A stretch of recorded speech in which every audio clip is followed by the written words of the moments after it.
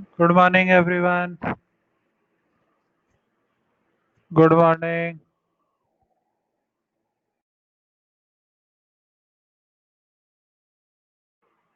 Good morning.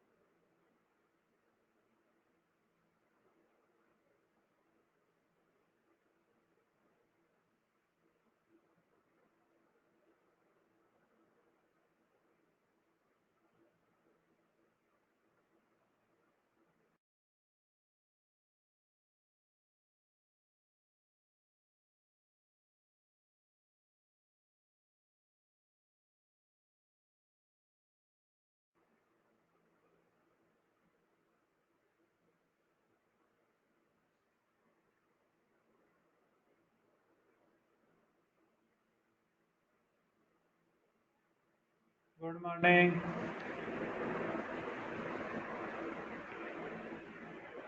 Good morning.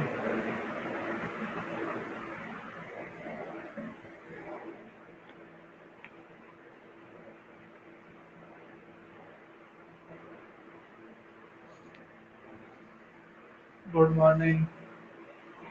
चलो, थोड़ा सा डिस्कशन और बाकी है नीट का, वो खत्म करते हैं फिर नया चैप्टर। तुम्हारे चैप्टर में अब दो चीजें बाकी हैं। इस चैप्टर में मेजरमेंट में दो चीजें बाकी है, वो मैं पहले ही क्लियर कर देता हूँ। एक तो है वर्नियर कैलिपर, ठीक है, और दूसरा है स्क्रू गेज। दूसरा क्या बाकी है? Screw gauge. ये दोनों हमारे प्रैक्टिकल के टॉपिक है। ये किसके टॉपिक हैं? प्रैक्टिकल के। तो जब हमारी ऑफलाइन क्लास स्टार्ट होंगी, जब हमारी ऑफलाइन क्लास स्टार्ट होंगी तब मैं इन्हें वहां पर कराऊंगा, ठीक है। जब ऑफलाइन क्लास स्टार्ट होंगी तो ये दोनों टॉपिक, स्क्रू गेज और वर्नियर कैलिपर, हम एकेडमी में ही करेंगे, ठीक है। क्लियर है सभी को? वर्नियर कैलिपर और स्क्रू गेज ये दोनों प्रैक्टिकल के टॉपिक हैं, और प्रैक्टिकल के टॉपिक हम एकेडमी ओपन होने पर, ऑफलाइन जब होगा तब हम ये दोनों टॉपिक एक दिन में कंप्लीट कर लेंगे, ठीक है। इससे ज़्यादा टाइम नहीं लगेगा।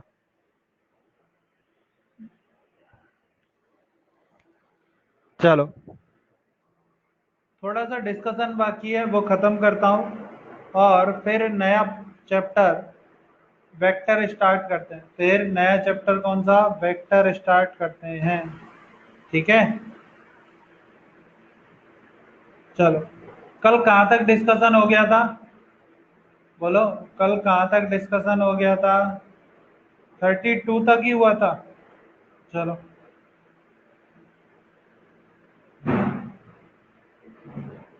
जल्दी से डिस्कशन खत्म करते हैं और नया टॉपिक कौन सा? वेक्टर स्टार्ट करेंगे।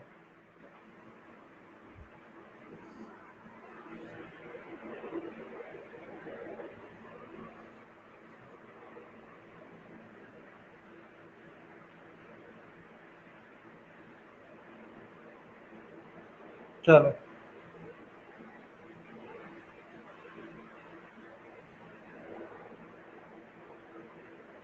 32 तक हो गए थे। हाँ, चलो आगे बढ़ते हैं। नहीं, दोनों अलग अलग चीजें हैं तन्वी। वेक्टर बिल्कुल अलग है और मोशन इन वन प्लेन बिल्कुल अलग है, ठीक है।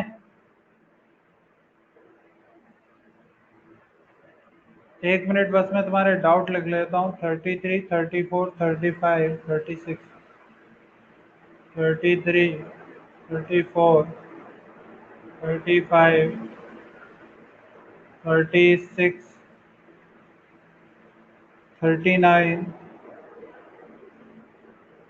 चलो 40, 41, 42 और 44, ये तो तुम्हारे क्वेश्चन डाउट में बाकी है।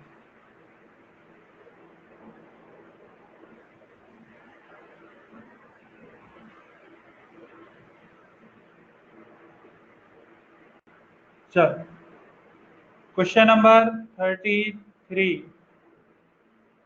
33 में क्या गिवन है? If acceleration a is equal to b upon a, 33 करो देखो सभी, plus x upon b, acceleration x और b पर ऐसे डिपेंडेंट है, ठीक है। The dimension of time in dimensional formula A B का डायमेंशन निकालो और उसमें टाइम का पावर कितना है बताना है। तो एक बात बताओ, क्या dimension of small A is equal to होना चाहिए dimension of capital B upon dimension of A? बोलो, क्लियर है? और ऐसे ही dimension of small A is equal to क्या ये होना चाहिए dimension of X upon dimension of B?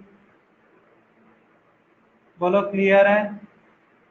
तो डायमेंशन ऑफ ए कितना होता है L1T-2, डायमेंशन ऑफ बी कितना L1T-1 अपॉन डायमेंशन ऑफ ए। क्या यहां से तुम्हें डायमेंशन ऑफ ए आ गया T1? बोलो, डायमेंशन ऑफ ए कितना आ गया T1। ऐसे ही L1T-2 इज इक्वल टू आ गया dimension of X L1 upon dimension of B. तो क्या डायमेंशन ऑफ बी आ गया T2? बोलो, डायमेंशन ऑफ बी कितना आ गया T2। क्लियर है सभी को? तो डायमेंशन ऑफ ए बी ये कितना आएगा T1 × T2, यानी T की पावर 3। तो इसमें टाइम की पावर कितनी है, क्या +3? बोलो, टाइम की पावर कितनी है +3। बोलो, क्लियर है सभी को? बताओ।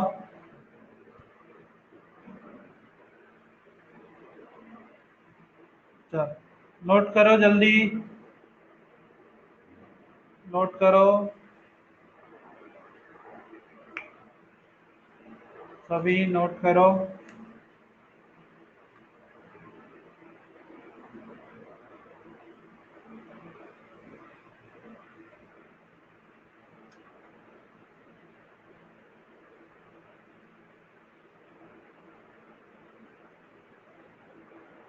डायमेंशन ऑफ एक्स L1 होगा ना, उसने हमें क्या दिया हुआ है डिस्प्लेसमेंट दिया हुआ है ना, उसने एक्स को हमें क्या दिया हुआ है डिस्प्लेसमेंट, और डिस्प्लेसमेंट का डायमेंशन क्या होता है L1, ठीक है। चलो, हो गया सभी का? बोलो, 33 हो गया। क्वेश्चन नंबर 34, क्या गिवन है? Gamma is equal to P log of QX plus RT। बोलो, क्लियर? अब यहां पर उसने हमें गामा क्या गिवन है डिस्प्लेसमेंट, गामा क्या गिवन है डिस्प्लेसमेंट। तो यदि गामा डिस्प्लेसमेंट है तो dimension of gamma is equal to क्या आएगा L1। बोलो, क्लियर है? क्या ये वाली क्वांटिटी तो डायमेंशन लेस होती है, ये वाली क्वांटिटी तो क्या होती है डायमेंशन लेस। बोलो, क्लियर है? और यदि ये डायमेंशन लेस है तो डायमेंशन ऑफ पी तो क्या हो गया डायमेंशन ऑफ गामा के इक्वल, यानी कितना L1। बोलो, क्लियर?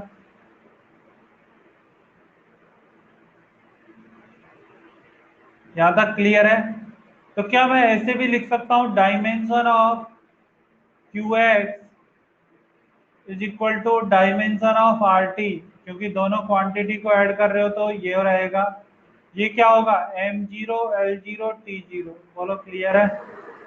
क्या रहेगा M0 L0 T0। बोलो, क्लियर? और क्या यहां से लिख सकते हो dimension of Q into dimension of X is equal to M0 L0 T0। तो डायमेंशन ऑफ क्यू क्या आ गया, 1/डायमेंशन ऑफ एक्स, और डायमेंशन ऑफ एक्स क्या होगा, L1, तो 1/L1 कितना आ गया, L-1। तो Q का डायमेंशन कितना आ रहा है, L-1। ऐसे ही dimension of R into T, ये भी क्या रहेगा, M0 L0 T0। क्लियर।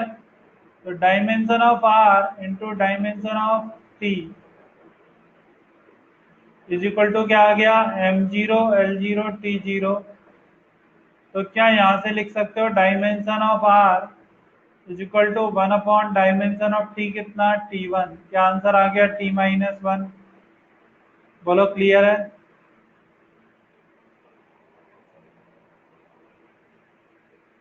बताओ क्लियर।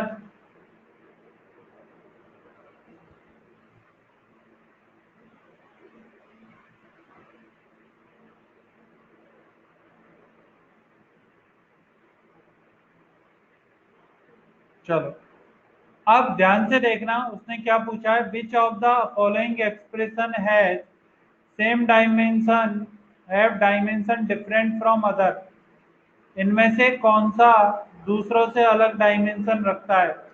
तो यदि हम करेंगे Q इंटू आर, बोलो लास्ट वाला ऑप्शन देखो, Q इंटू आर, क्या Q इंटू आर आएगा, L-1 T-1। बोलो Q इंटू आर क्या आएगा, L-1 T-1। Gamma into are, gamma कितना, L1, आर कितना, T-1।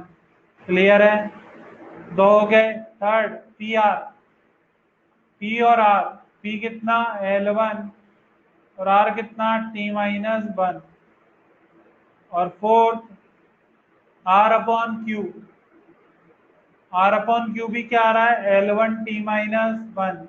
क्या ये वाला अलग रखता है, बोलो क्या क्यू आर डिफरेंट डायमेंशन रखता है बाकी सबसे, बोलो क्लियर है। चलो जी क्लियर है तो नोट करो।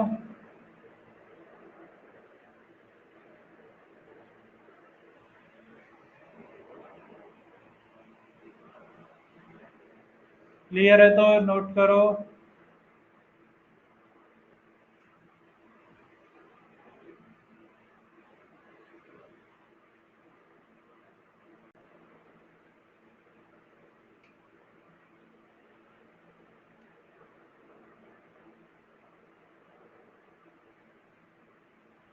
नोट करो सभी।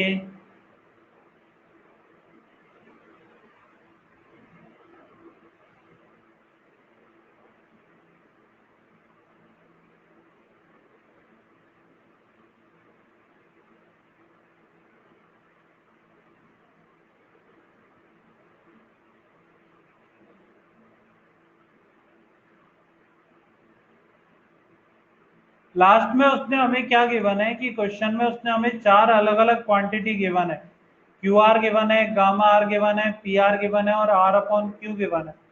अब हमें इन चारों का डिफरेंट डायमेंशन चेक करना पड़ेगा कि इन्हें किन तीन का डायमेंशन सेम आ रहा है और फोर्थ का अलग आ रहा है। जिस फोर्थ का अलग आ रहा है वो हमारा क्या हो जाएगा, आंसर हो जाएगा। तो इसलिए मैंने क्या किया, चारों का अलग अलग डायमेंशन फाइंड आउट किया।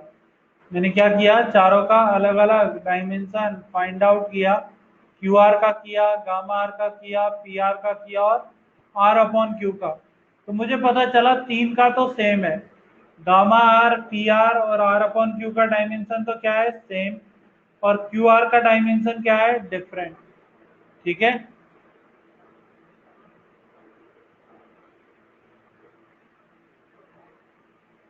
क्लियर है।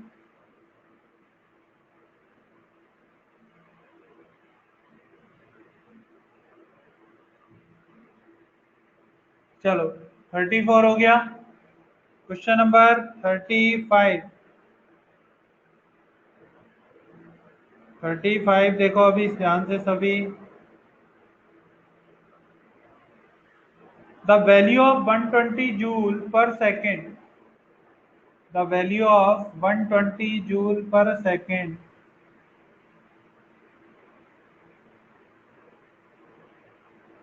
joule per second on a system that has 10 gram 10 की पावर 2 सेंटीमीटर, कॉमा 10 की power 3 second as fundamental unit, 10 की power 3 second as fundamental unit. तो एक बात बताना, क्या N1U1 is equal to N2U2 रहेगा? N1U1 is equal to N2U2। N1 कितना 120, यूनिट कितना जूल। क्या जूल को लिख सकते हो kilogram into metre square upon second square? बोलो, जूल को क्या लिखोगे? Kilogram into metre square upon second square. और यहाँ पर क्या आएगा? Second is equal to N2 into U2। क्या U2 में ये आ रहा है 10 ग्राम की पावर 1, 10 की पावर 2 सेंटीमीटर, इसकी पावर 2 अपॉन सेकंड की जगह क्या आएगा 10 की पावर 3 सेकंड का होल स्क्वायर अपॉन 10 की पावर 3 सेकंड। बोलो क्लियर है? बताओ क्लियर? तो यहां से देखना क्या आ रहा है, 120 into K G into metre square upon second cube is equal to N2 into, यहाँ पर कितना आ रहा है 10 की पावर 5, 10 की पावर 5 ग्राम इंटू सेंटीमीटर स्क्वायर अपॉन, यहाँ पर 10 की पावर आ रहा है 9 सेकेंड क्यूब। बोलो क्लियर है?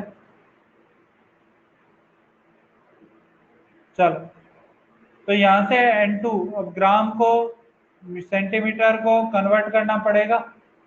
तो 120 इंटू 10 की पावर 3 ग्राम इंटू मीटर में 10 की पावर 2 यानी 10 की power 4 centimetre square upon second cube is equal to N2 upon 10 की power 4 gram into centimetre square upon second cube. ये सभी तो क्या हो गए, कैंसिल आउट हो गए।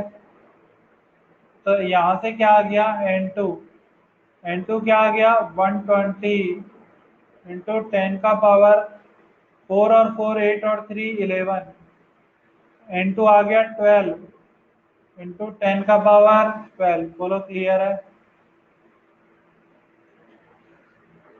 बताओ क्लियर है सभी को? आंसर कितना हो गया बी। 10 ग्राम की पावर में क्या है 1, 10 ग्राम की पावर तो 1 होगी ना, क्योंकि एनर्जी में मास की पावर तो 1 आती है। एनर्जी की डायमेंशन में मास की पावर तो कितनी आती है 1। नोट करो सभी, सभी नोट करो।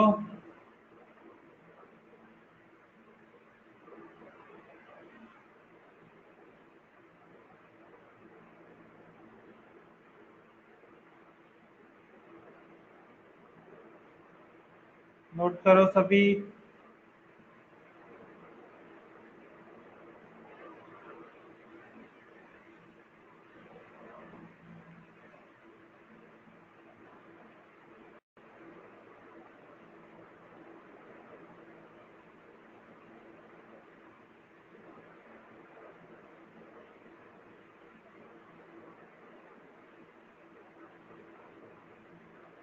नोट कर लिया? बोलो, नोट कर लिया सभी ने? नोट करो।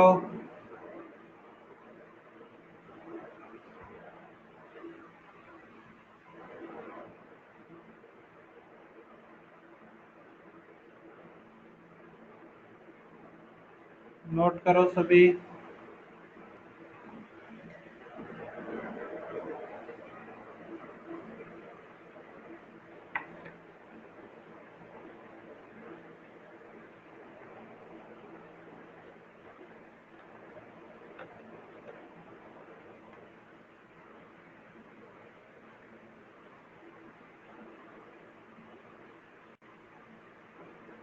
चलो, हो गया सभी का? चलो, 35 हो गया। Question number 36। Question number 36। 36 में क्या गिवन है?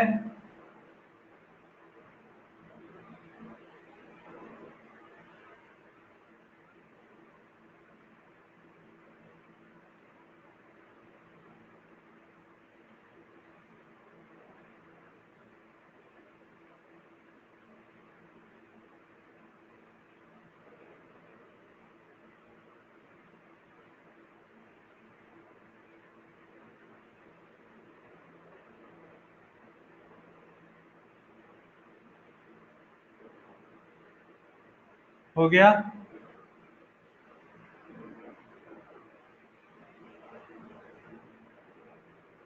बोलो। चलो,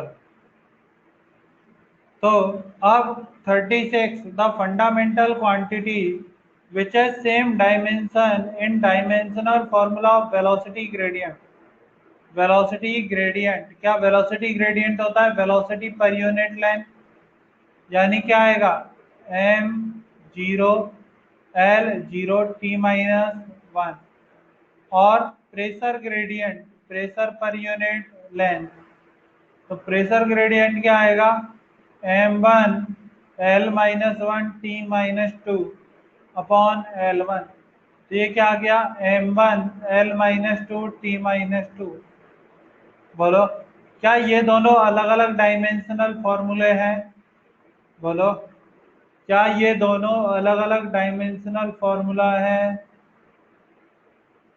तो इनके इक्वल में कोई भी नहीं आएगा। ये दोनों ही जब इक्वल नहीं है तो तीसरा इनके इक्वल कैसे होगा? बोलो। यदि ये दोनों ही सेम डायमेंशनल फॉर्मूला नहीं रखते हैं तो बाकी तो कोई भी इनके इक्वल नहीं हो सकता। बोलो, क्लियर है? तो इसका आंसर क्या हो जाएगा? None of these. 36 का आंसर क्या हो जाएगा? None of these. ठीक है, चलो, हो गया 36। चलो,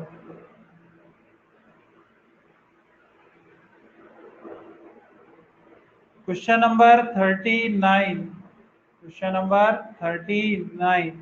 39 में क्या गिवन है? Speed is equal to A into 1 - e⁻ -dxt। बोलो, क्लियर है?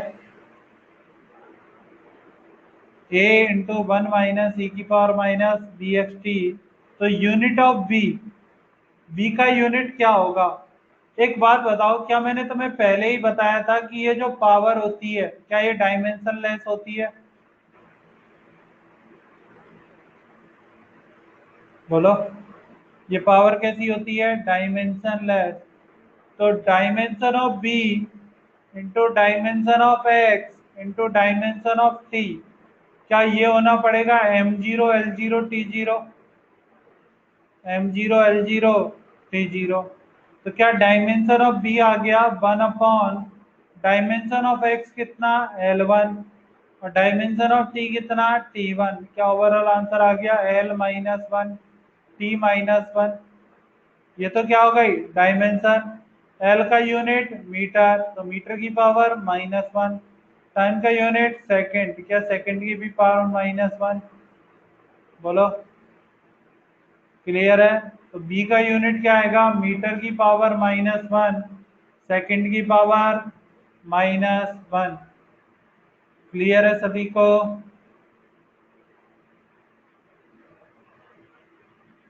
38 बताना है, ठीक है। पहले ये नोट करो, पहले ये नोट करो।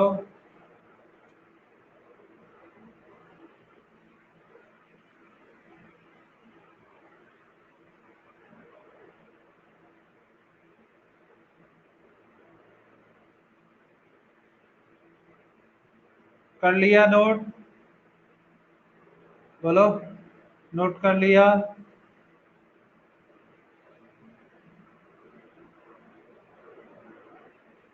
करो।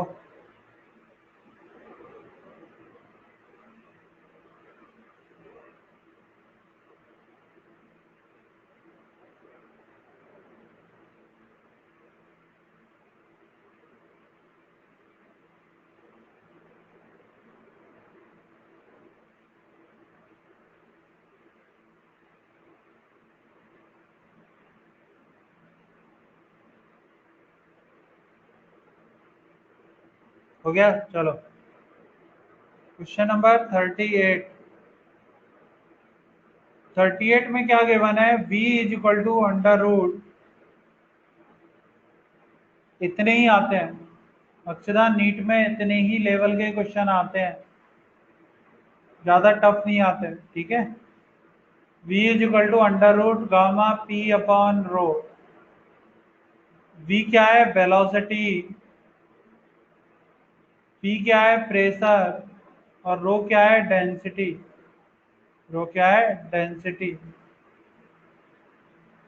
तो यहां से क्या लिख सकते हो, dimension of b is equal to dimension of p की power half, dimension of 1 upon rho की power half into dimension of gamma की पावर हाफ। बोलो क्लियर है। दोनों साइड स्क्वायर कर लोगे तो डायमेंशन ऑफ बी का square is equal to dimension of P into dimension of 1 upon rho into dimension of gamma. बोलो क्लियर। तो डायमेंशन ऑफ बी, वेलोसिटी का डायमेंशन होता है L1t-1, और इसका square is equal to dimension of P, pressure का dimension होता है m1L-1 t-2, dimension of 1 upon रो ये होगा 1 upon m1L-3 into dimension of gamma. बोलो क्लियर है। m1 से m1 गायब, तो ये आ गया L2t-2 is equal to L-1, और L ऊपर जाएगा तो 3, यहाँ पे आ रहा है t-2 into dimension of gamma. तो क्या डायमेंशन ऑफ गामा जो आएगा वो कितना आएगा, L0t0। बोलो क्लियर है। डायमेंशन ऑफ गामा क्या आ रहा है, L0t0। बोलो क्लियर।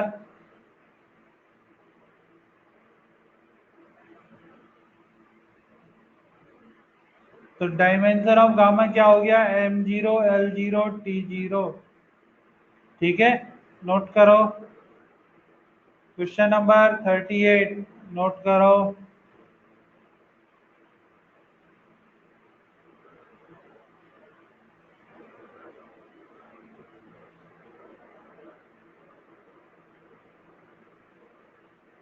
सभी नोट करो जल्दी।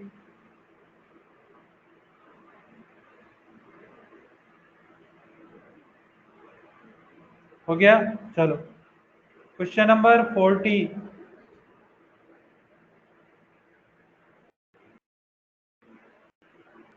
क्वेश्चन नंबर 40, सभी ध्यान से देखना क्या गिवन है।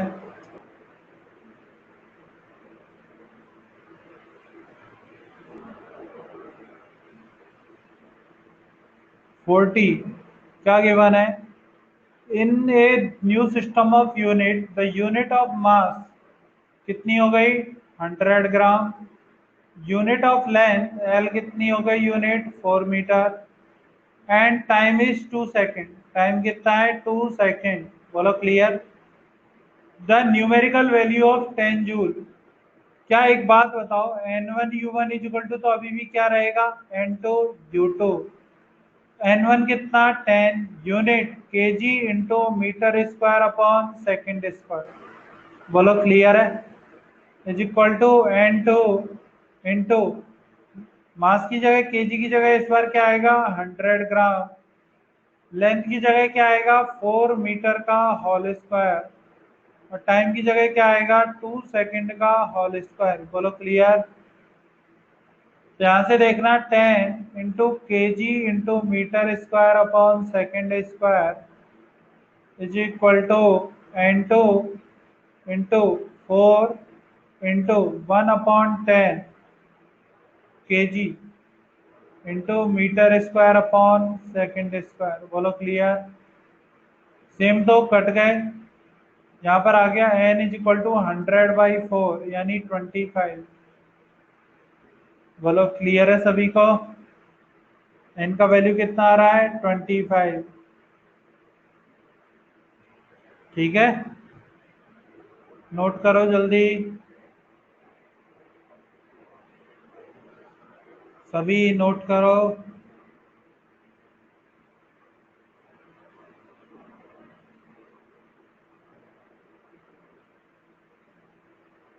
कर लिया नोट? बोलो, नोट कर लिया?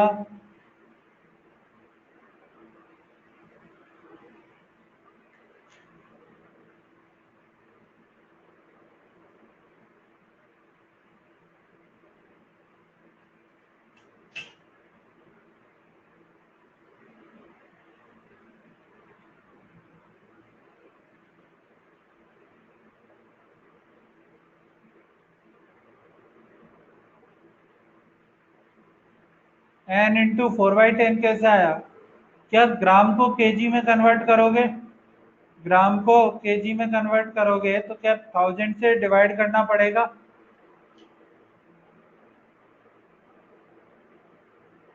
100 ग्राम है ना, 100 ग्राम को केजी में कन्वर्ट करोगे तो 100/1000, क्या ये करना पड़ेगा केजी? तो कितना आया? 1/10। और यहाँ पर क्या 4 है, तो 4 का स्क्वायर कितना? 16। 4 का स्क्वायर कितना? 16। और क्या नीचे 2 है, तो 2 सेकेंड का स्क्वायर कितना हो जाएगा? 4 सेकेंड स्क्वायर। क्या अब इनको डिवाइड करोगे तो क्या ये आंसर आ रहा है? 4 metre square upon second square. बोलो क्लियर है? बताओ, क्लियर है अब?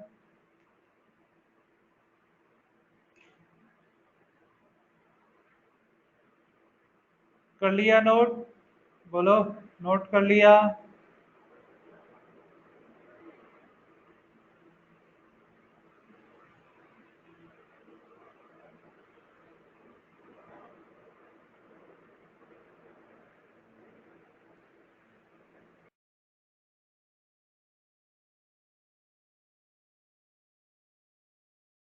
कर लिया note?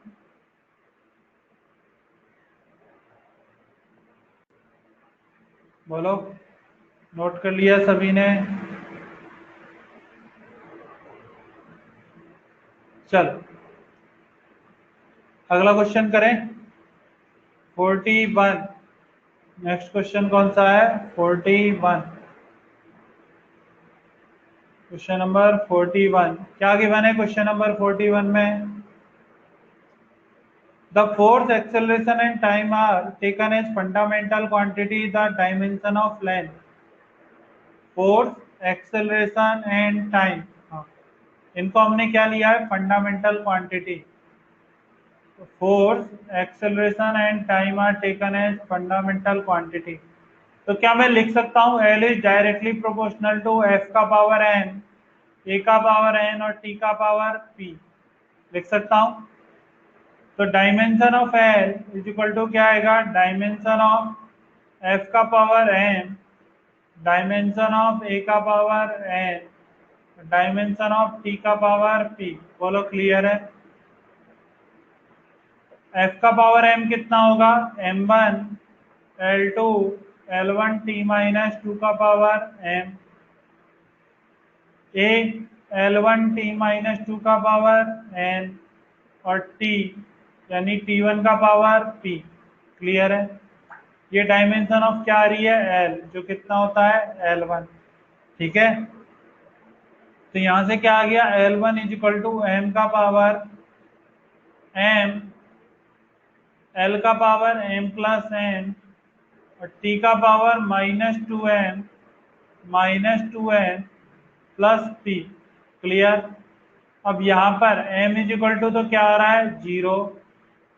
m is equal to 0 है तो m प्लस n कितना है? 1। n कितना आ रहा है? 1। और -2m प्लस p कितना है? 0। तो m तो 0 है तो 0 -2n कितना? 1 प्लस p इक्वल टू 0। क्या p इक्वल टू आ गया 2? बोलो, p इक्वल टू कितना आ गया? 2। बोलो क्लियर है? तो f का पावर तो कितना हो गया? 0, a का पावर कितना हो गया? 1, और t का पावर कितना? 2। बोलो क्लियर? फाइनल आंसर में क्या आएगा? f का पावर 0, a का पावर 1 और t का पावर 2। नोट करो सभी, सभी नोट करो।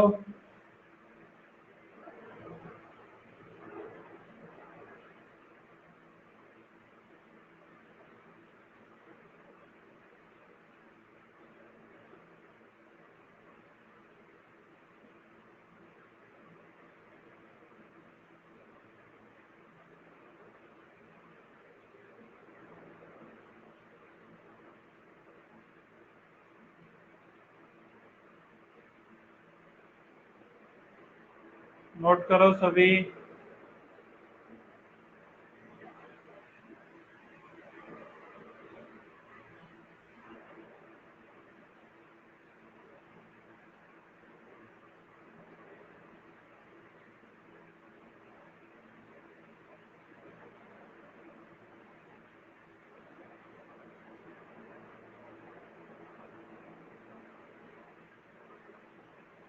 कर लिया? बोलो, नोट कर लिया सभी ने?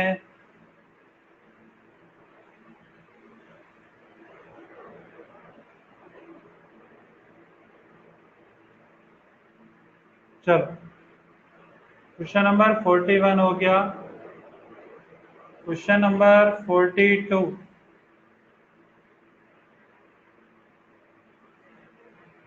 42 में क्या गिवन है?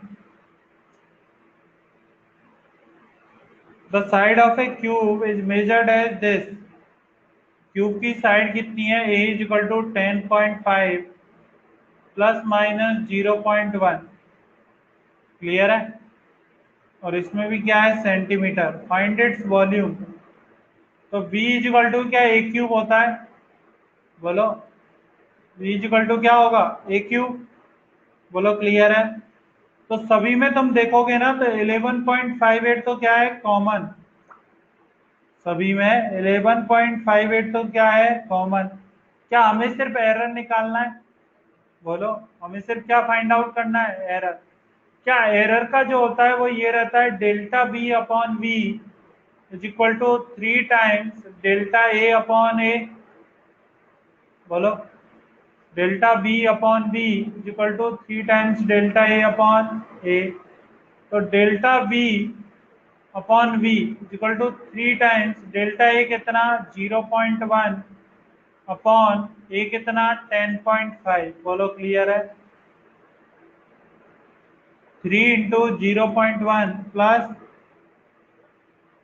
इंटू दिया आएगा। बोलो, क्लियर? तो इसको जब सॉल्व करोगे तो ये कितना आ रहा है? 3 × 0.1 डिवाइडेड बाई 10.5। ये आ रहा है कितना? 0.028। ठीक है? तो ये कितना आ रहा है? 0.028। तो डेल्टा वी क्या आ गया? 0.028 इंटू वी। बोलो, क्लियर है? और वी का वैल्यू कितना? 11.58। तो आंसर हमारा अप्रोक्सीमेटली कितना आ रहा है? 0.33 इंटू 10⁻²। ये आ रहा है delta V. So B dash क्या बनेगा? Original value of B plus minus delta V. तो बी का ओरिजिनल वैल्यू कितना? 11.58 प्लस माइनस 0.33 इंटू 10⁻²। बोलो, क्लियर है? बताओ।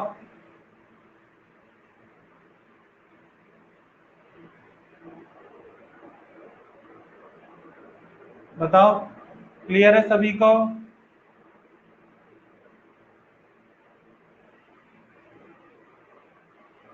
11.58 कैसे आया? क्या जो हमारा वॉल्यूम होता है वो रहता है साइड का क्यूब। अब तुम्हें 3 बार 10.5 का क्यूब करना पड़ेगा। 10.5 का क्यूब करोगे ना, तो 10.5 का क्यूब करने पर तुम्हारा आंसर कितना आएगा तुम्हें नहीं पता है। लेकिन यदि तुम सारे ऑप्शन देखोगे ना तो सब में सेम आंसर है, 11.58 इंटू 10⁻²। सब में ये आंसर कॉमन है। ध्यान से देखो, करके देख सकते हो चाहो तो। लेकिन यदि दिमाग लगाते हो तो सब में सेम ऑप्शन गिवन है, 11.58 इंटू 10⁻²। तो यही रहेगा। ओरिजिनल वॉल्यूम यदि एरर नहीं होता तो इतना ही आता। क्लियर है? नोट करो सभी। सभी 1 मिनट नोट करो।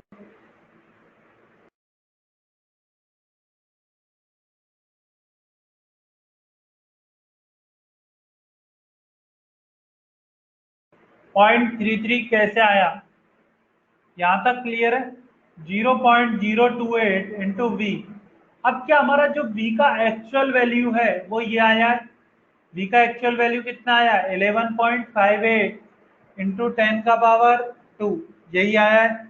तो यदि इसकी एक्चुअल वैल्यू से मल्टीप्लाई करूंगा तो क्या मुझे इसका रिजल्ट मिलेगा? तो मैंने वही किया,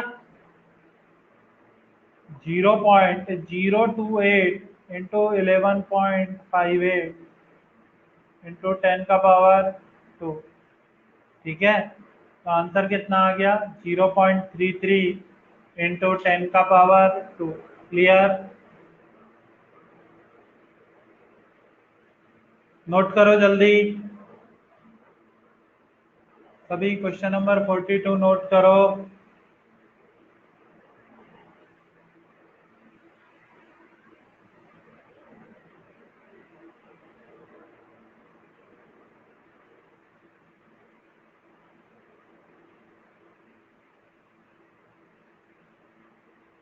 नोट करो।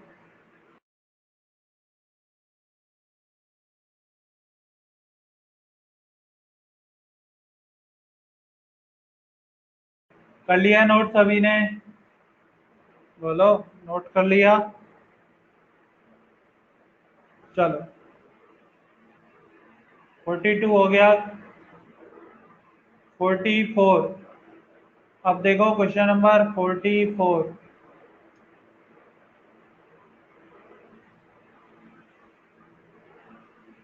The initial and final temperature 44।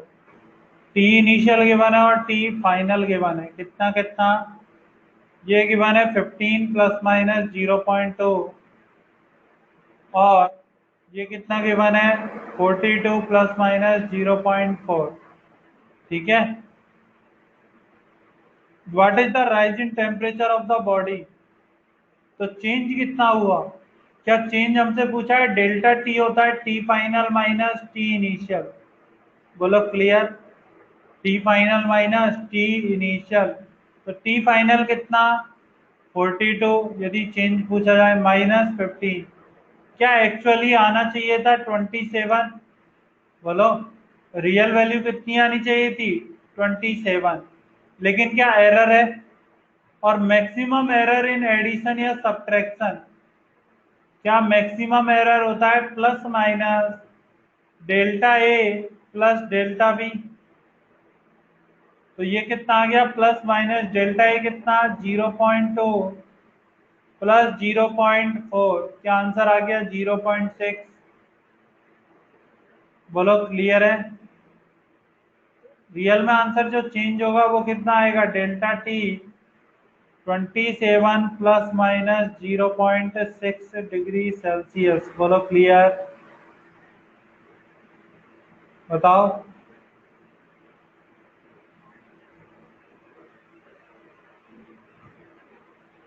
करो नोट, नोट करो जल्दी से।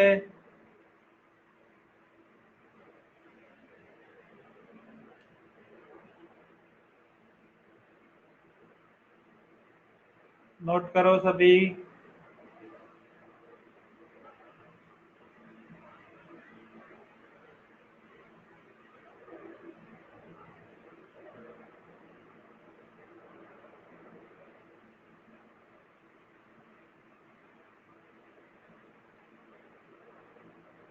कर लिया नोट?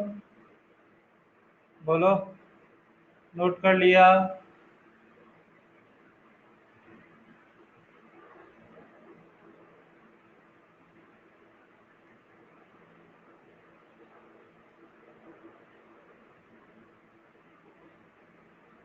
करो।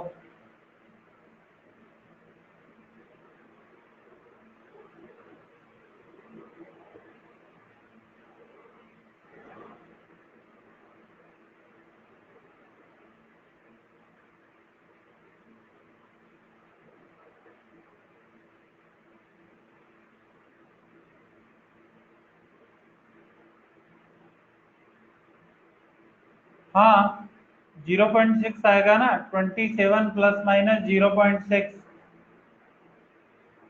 क्योंकि मैक्सिमम एरर इतना ही आ सकता है।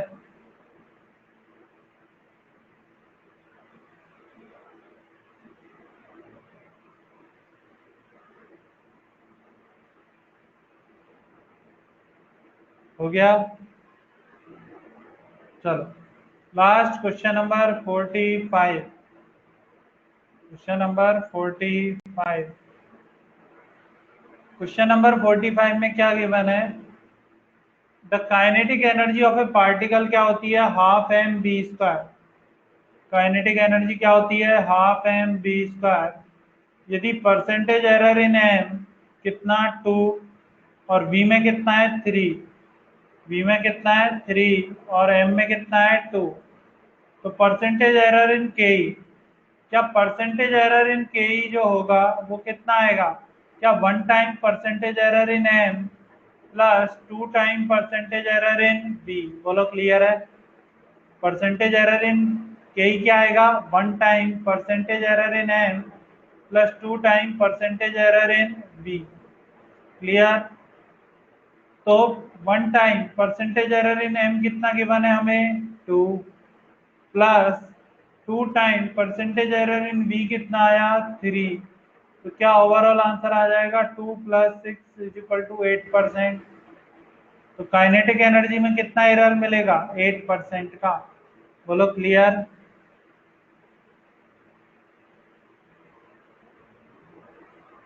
ठीक है, नोट करो सभी, सभी नोट करो और इसके बाद हम नया चैप्टर स्टार्ट करेंगे। सभी नोट करो जल्दी से।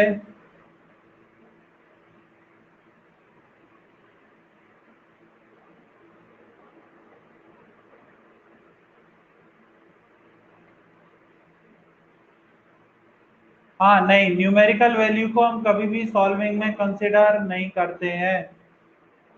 परसेंटेज एरर निकालते टाइम यदि न्यूमेरिकल वैल्यू हमें मल्टीप्लाई में गिवन है तो हम उसे कभी भी कंसिडर नहीं कर सकते। ठीक है, क्योंकि वो कैंसिल आउट हो जाती है, क्योंकि क्या होता है, वो कैंसिल आउट हो जाती है। ठीक है,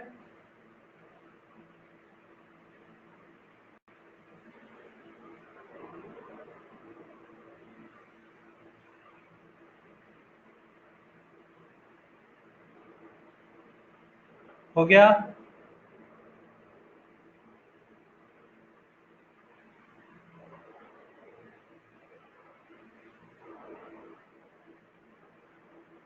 बोलो, नोट कर लिया सभी ने?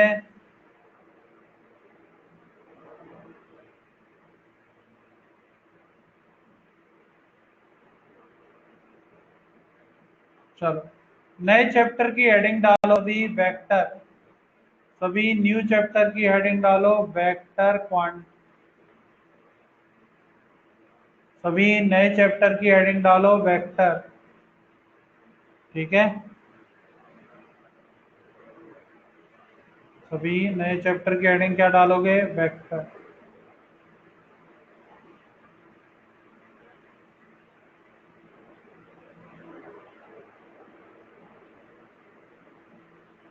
हेडिंग डाल दी सभी ने?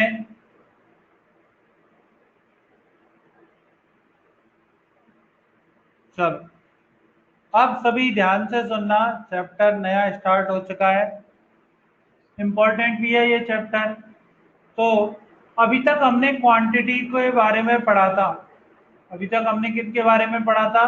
फिजिकल क्वांटिटी के बारे में। सभी तरह की फिजिकल क्वांटिटी पढ़ ली हम लोगों ने, फंडामेंटल पढ़ लिया हम लोगों ने, डेराइव्ड क्वांटिटी भी पढ़ ली। बोलो क्लियर है?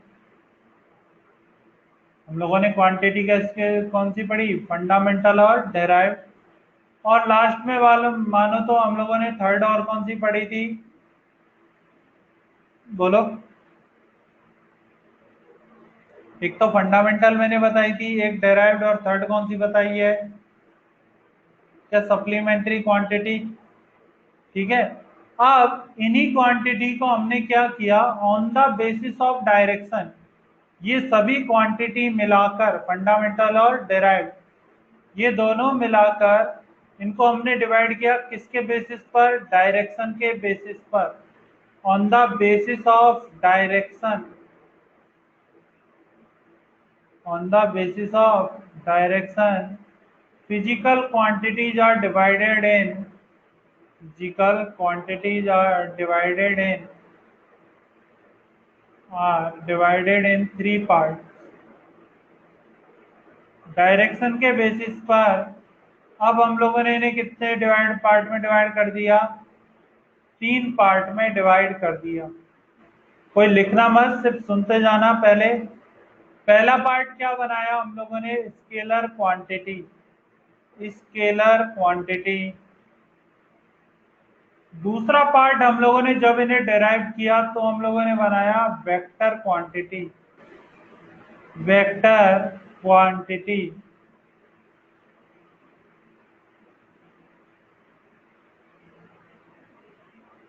और थर्ड एक क्वांटिटी जनरेट और की, उसे नाम दिया टेंसर क्वांटिटी। क्लियर है सभी को? जितनी भी हमारे पास क्वांटिटी है, चाहे फंडामेंटल हो चाहे डेराइव्ड हो, उन सभी क्वांटिटी को हम लोगों ने डायरेक्शन के बेसिस पर कितने पार्ट में डिवाइड किया, 3 पार्ट में डिवाइड किया। कौन कौन से part? Scalar part, scalar quantity, दूसरा वेक्टर और थर्ड टेंसर। मैं बताऊंगा तीनों क्या होते हैं, ठीक है? अभी सिर्फ नाम सुनो, अब मैं तीनों के बारे में भी बताऊंगा तीनों क्या होते हैं, ठीक है? चलो, तो सबसे पहले हम डिस्कस करते हैं स्केलर क्वांटिटी। लिखना मत, जब मैं तीनों को समझाऊंगा उसके बाद लिखना शुरू करेंगे। तो सबसे पहले क्या लिखते हैं, स्केलर क्वांटिटी। समझो इसको पहले क्या होती है। किसी भी क्वांटिटी को रिप्रेजेंट करने के लिए, मैंने पहले ही बताया था, कोई भी क्वांटिटी को रिप्रेजेंट करने के लिए जो मिनिमम रिक्वायरमेंट होता है वो क्या होता है, एक तो न्यूमेरिकल वैल्यू और एक यूनिट। बोलो क्लियर है? किसी भी क्वांटिटी को रिप्रेजेंट करने के लिए जो मिनिमम रिक्वायरमेंट होता है वो किस किस का होता है, न्यूमेरिकल वैल्यू का होता है और उसका यूनिट। ये बात सभी को पता है? बोलो क्लियर है सभी को? किसी भी फिजिकल क्वांटिटी को रिप्रेजेंट करने के लिए मिनिमम रिक्वायरमेंट किस किस का होता है, न्यूमेरिकल वैल्यू का और उस क्वांटिटी की यूनिट का। यदि इनमें से एक भी चीज एब्सेंट है तो वो फिजिकल क्वांटिटी काउंट नहीं होती। यदि इनमें से एक भी चीज क्या हो गई, एब्सेंट, तो वो फिजिकल क्वांटिटी काउंट नहीं होती। तो स्केलर क्वांटिटी क्या थी कि on the basis of direction, on the basis of direction quantities are divided in 3 parts. First part scalar, second vector, third tensor. अब स्केलर पार्ट क्या था, ऐसी क्वांटिटी जिनको रिप्रेजेंट करने के लिए, ऐसी क्वांटिटी जिनको रिप्रेजेंट करने के लिए सिर्फ किस किस का रिक्वायरमेंट होगा, न्यूमेरिकल वैल्यू और उसकी यूनिट का रिक्वायरमेंट होता है। न्यूमेरिकल वैल्यू और यूनिट क्या होती है, रिक्वायर्ड होती हैं। उनको रिप्रेजेंट करने के लिए डायरेक्शन की रिक्वायरमेंट नहीं होती। जिनको रिप्रेजेंट करने के लिए डायरेक्शन की रिक्वायरमेंट नहीं होती, वो कैसी क्वांटिटी कहलाती हैं, स्केलर क्वांटिटी। बोलो क्लियर है? बताओ क्लियर है सभी को? ऐसी क्वांटिटी जिनको रिप्रेजेंट करने के लिए सिर्फ मैग्नीट्यूड और डायरेक्शन, सिर्फ मैग्नीट्यूड और यूनिट का रिक्वायरमेंट हो, डायरेक्शन का कोई रिक्वायरमेंट नहीं हो, क्या कहलाती हैं, scalar quantity. Example for distance, speed, work, energy. बोलो क्लियर है सभी को? एग्जाम्पल में डिस्टेंस, स्पीड, वर्क और एनर्जी नहीं, डिस्प्लेसमेंट को डायरेक्शन की रिक्वायरमेंट होती है, तो डिस्प्लेसमेंट स्केलर क्वांटिटी में काउंट नहीं होता। ठीक है? हाँ, मास लिख सकते हो, टाइम लिख सकते हो, ये सभी किसके अंदर काउंट होती है, स्केलर। एनर्जी तो मैंने लिखा ही है, ठीक है? वेलोसिटी वेक्टर है, बता रहा हूं, वेलोसिटी वेक्टर क्वांटिटी है, ठीक है? चलो, स्केलर समझ में आ गया सभी को? बोलो, स्केलर क्वांटिटी समझ में आ गया? चलो, दूसरा क्वांटिटी कौन सा है? Vector quantity. दूसरा क्वांटिटी कौन सा है? Vector quantity. साहिल, तुम्हारी बात का मैं अभी आंसर दूंगा, करंट के बारे में भी बताऊंगा। दूसरा क्वांटिटी है वेक्टर क्वांटिटी। वेक्टर क्वांटिटी के लिए थोड़ा सा अच्छा लिखना। क्या होता है? इनको रिप्रेजेंट करने के लिए मैग्नीट्यूड चाहिए, यूनिट भी चाहिए और डायरेक्शन भी चाहिए। ये तीनों चीजें क्या होती है? रिक्वायर्ड होती हैं। साथ ही में ये वेक्टर्स लॉ को भी फॉलो करते हैं।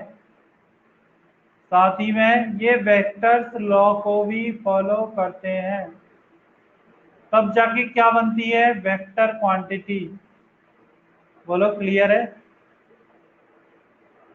Example for displacement, velocity, velocity, acceleration, force,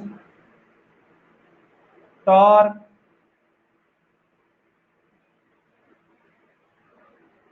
clear है सभी को?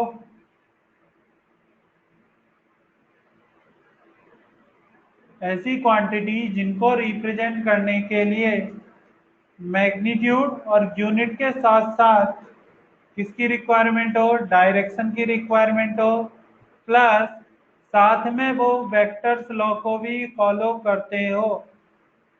हाँ, मोमेंटम भी वेक्टर है। Momentum, angular momentum, angular momentum, ठीक है। इनर्शिया स्केलर है। Moment of inertia scalar quantity है। पेरीमीटर भी स्केलर है।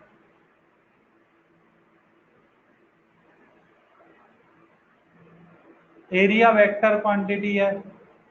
याद रखना, एरिया जनरली वेक्टर क्वांटिटी होता है। ठीक है। चलो, क्या वेक्टर समझ में आ गया? बोलो, क्या वेक्टर समझ में आ गया सभी को? थर्ड जो मैंने बताया, tensor. Sir, tell about torque. Torque vector quantity है।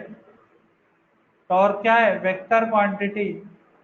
जैसे कि सपोज करो, ये एक रॉड रखी हुई है वर्टिकल में, ये हॉरिजॉन्टल ग्राउंड है। यदि मैंने इस पर यहाँ पर फोर्स लगाया तो ये इसके अबाउट ऐसे रोटेट होती है, ये इसके अबाउट ऐसे रोटेट होती है। ठीक है। तो जो टॉर्क है उसका डायरेक्शन आता है आर क्रॉस एफ से। जो मैं तुम्हें अभी बताऊंगा क्रॉस प्रोडक्ट क्या होता है, वहां पर हम पढ़ते हैं आर क्रॉस एफ। तो वहां से हमें पता चलता है कि टॉर्क भी क्या है? Vector quantity. ठीक है, क्लियर? मैग्नीट्यूड रिक्वायरमेंट, क्या किसी भी क्वांटिटी के लिए उसका मैग्नीट्यूड तो जरूरी है? जब तुम्हें पता ही नहीं होगा फोर्स है लेकिन कितना है। हाँ, एरो से हम उसे रिप्रेजेंट करते हैं। एरो से वेक्टर को हम रिप्रेजेंट करते हैं। ठीक है।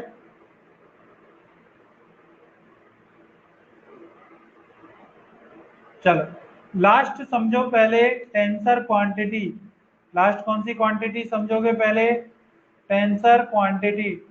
टेंसर क्वांटिटी क्या होती है? ऐसी क्वांटिटी जिनको रिप्रेजेंट करने के लिए मैग्नीट्यूड भी चाहिए। स्केलर को किसी से रिप्रेजेंट नहीं करते हैं, स्केलर को सिंपल लिखते हैं। जो भी क्वांटिटी है उसका नाम तो पहले से ही फिक्स है, सिर्फ उसका मैग्नीट्यूड लिख देंगे और उसका यूनिट लिख देंगे। यदि वेक्टर है तो उसके ऊपर क्या आ जाएगा? एरो। ठीक है।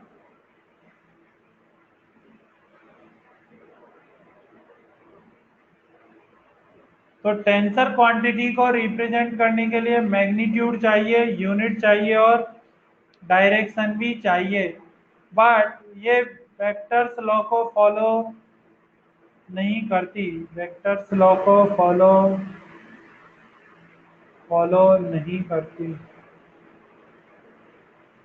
बोलो। Example for current. Electric current कैसी क्वांटिटी है? टेंसर। ठीक है। अब क्लियर है करंट के बारे में? इलेक्ट्रिक करंट कैसी क्वांटिटी है? टेंसर।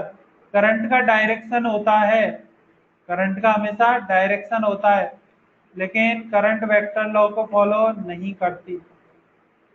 चलो अब लिखना स्टार्ट करो सभी।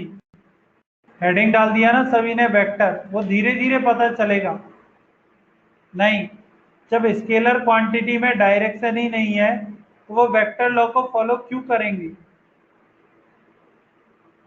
वेक्टर लॉ हम पढ़ेंगे अभी। जो चीज मैं लिखा रहा हूं उसमें से एक भी चीज नहीं छूटेगी, लेकिन टाइम पर आएंगी सभी। ऐसा नहीं है मैं सभी को एक साथ बता दूंगा। ये चैप्टर 8 से 10 दिन चलता है। तो potential difference scalar, potential difference scalar quantity है। ठीक है, कोई डायरेक्शन नहीं होता है। चार्ज, चार्ज भी स्केलर है।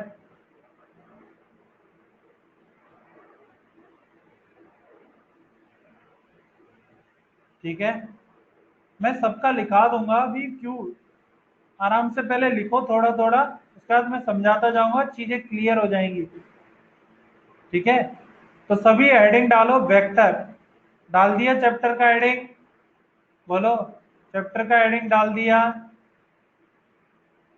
तो अब इसमें लिखना शुरू करना सभी। On the basis of direction, on the basis of direction physical quantities are divided. जो मैंने लिखा हुआ है वो नोट कर लो। On the basis of direction physical quantities are divided into three parts. Note करो सभी।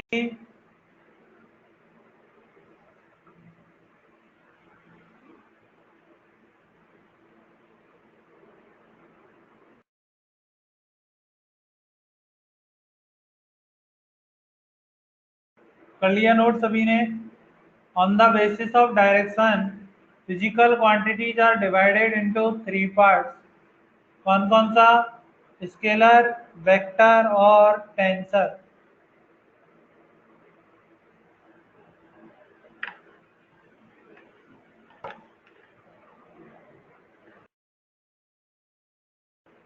कर लिया नोट?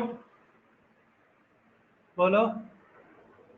चलो अब सबसे पहले लिखो, for representation of any quantity. Next line में लिखना सभी, for representation of any quantity,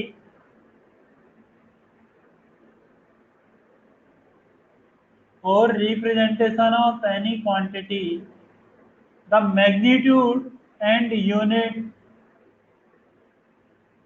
for representation of any quantity magnitude and unit, for representation of any quantity magnitude and unit, magnitude and unit of that physical quantity is required, magnitude and unit of that physical quantity is required,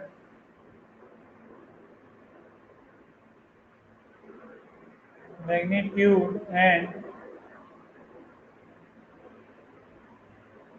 unit of that physical quantity required,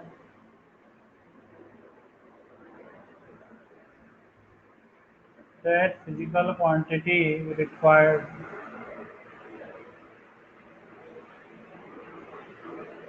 clear है सभी को? And Q is equal to N U, and Q is equal to N U,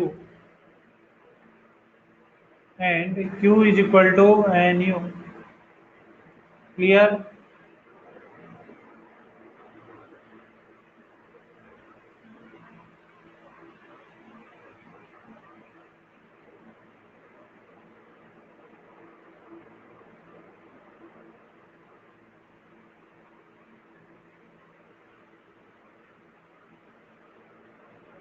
and Q is equal to NU। बोलो clear है सभी को? अब heading डालो scalar quantity, heading डालो scalar quantity.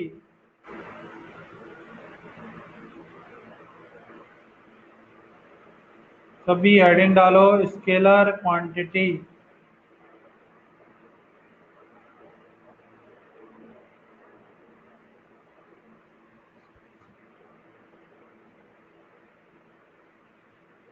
Scalar quantity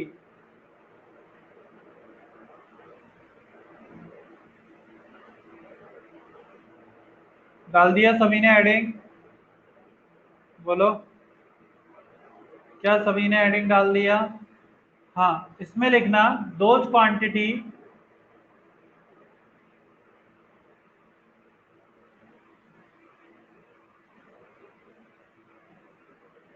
those quantity which required, those quantity which required magnitude and unit, those quantity which required magnitude and unit, those quantity which required magnitude and unit, those quantity which required magnitude and unit for their representation, for their representation, for their representation, for their representation, but but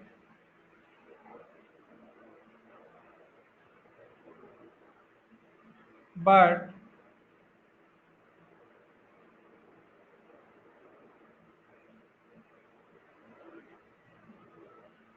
but direction is not required, but direction is not required, but direction is not required for their representation, but direction is not required for their representation, but direction is not required for their representation, are called as scalar quantity, are called as scalar quantity, are called as scalar quantity। ठीक है, example लिख लो सभी। Distance, speed, work, energy, mass, time, सभी ये सारे example लिख लो। Distance, speed, work, energy. Tanvi rejoin करो एक बार दोबारा से, तन्वी रिजॉइन करो। लिख लिया सभी ने example? Distance, speed, work, energy, mass, time. ठीक है, चलो सेकंड लिखो। सेकंड लिखना सभी वेक्टर क्वांटिटी, सेकंड लिखना सभी vector quantity, vector quantity.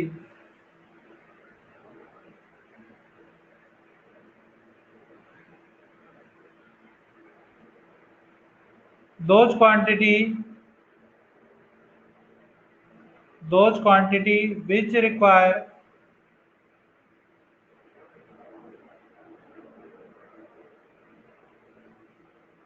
those quantity which require,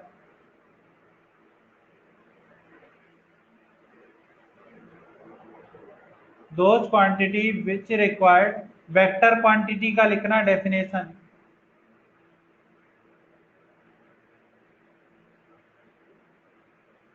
first का बताना है, those quantity which require magnitude and unit for their representation and direction is not required, those quantity which require magnitude and unit for their representation but direction is not required। Are called as scalar quantity. ठीक है,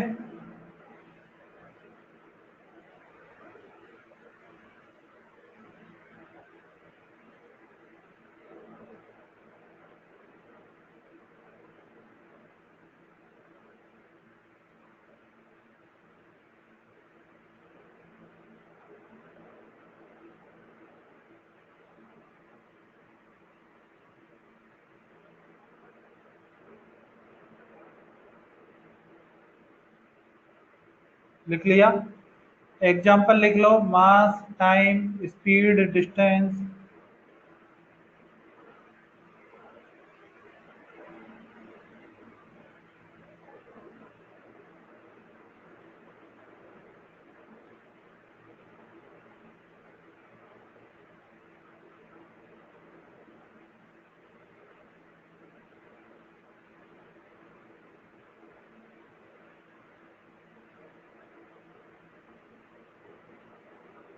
चलो अब सभी लिखो vector quantity. सभी heading डालो, vector quantity. Those quantity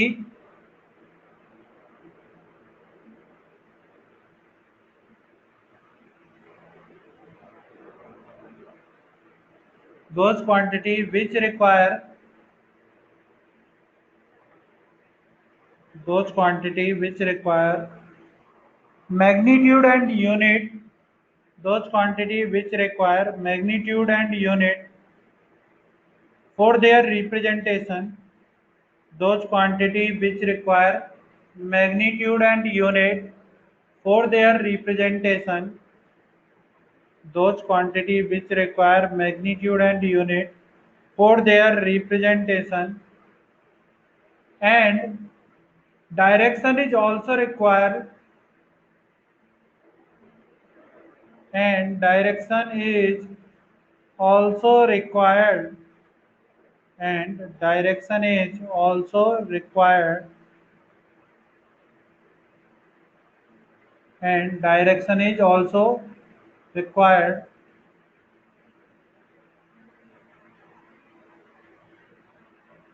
direction is also required, and these quantity follow, and these quantity follow the vectors law, and these quantity follow the vectors law, are called as vector quantity, are called as vector quantity,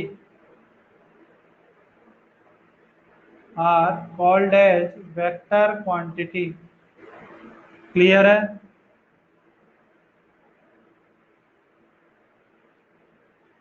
बोलो, clear है सभी को?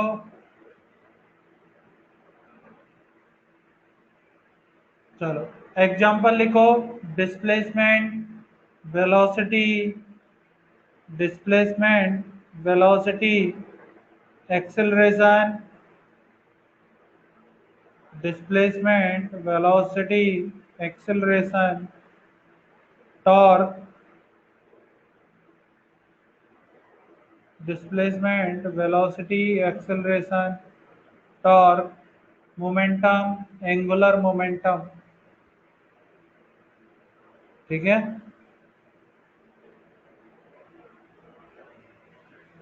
कर लिया note?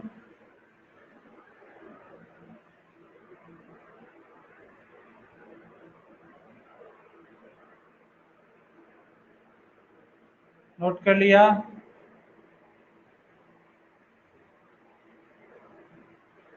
चलो next लिखो,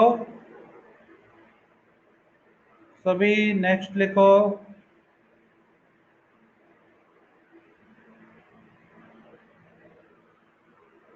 सभी next लिखो, टेंसर क्वांटिटी,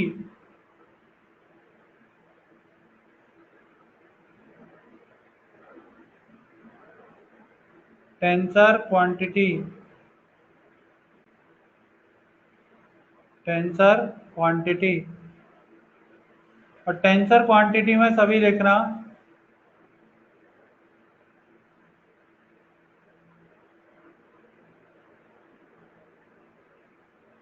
टेंसर क्वांटिटी में सभी लिखना For representation of these quantity, for representation of these quantity, for representation of these quantity, for representation of these quantity, for representation of these quantity, direction is required, direction is required for representation of these quantity.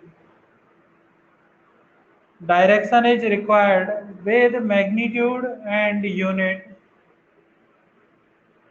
Direction is required with magnitude and unit. Direction is required with magnitude and unit. With magnitude and unit. But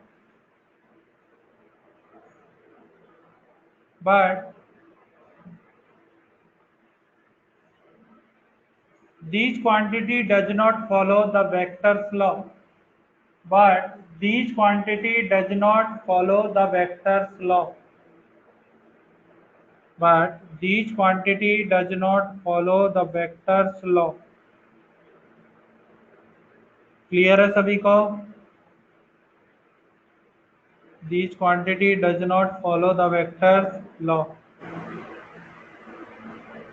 ठीक है?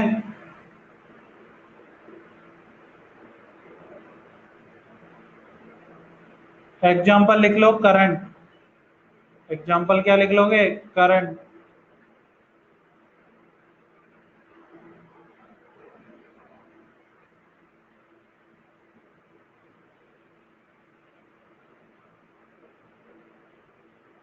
For representation of these quantity, direction is required with magnitude and unit. Direction is required with magnitude and unit, but these quantity does not follow the vector's law. But these quantity does not follow the vector's law. Clear है?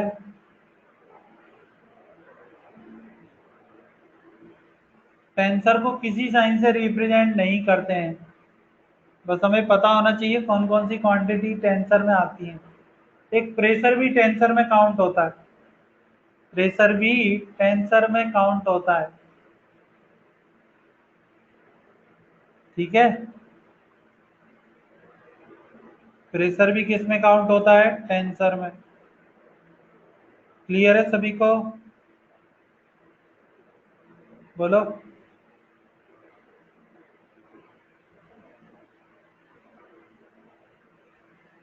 Volume नहीं, volume scalar है. Volume scalar quantity है. चलो, अब इसके आगे का कल की क्लास में पढ़ेंगे. ठीक है?